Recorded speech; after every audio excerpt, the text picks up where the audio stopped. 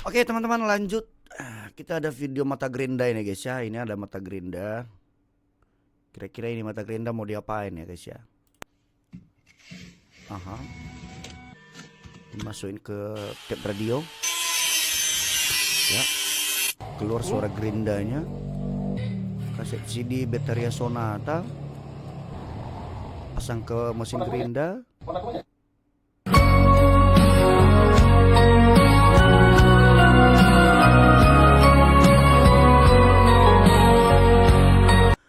Bentar guys.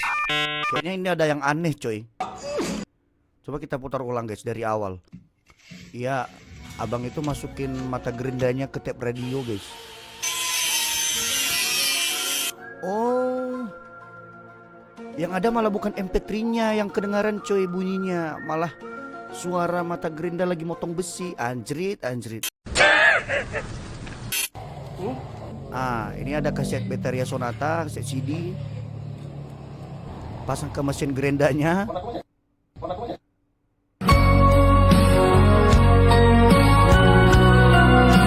Gokil cuy.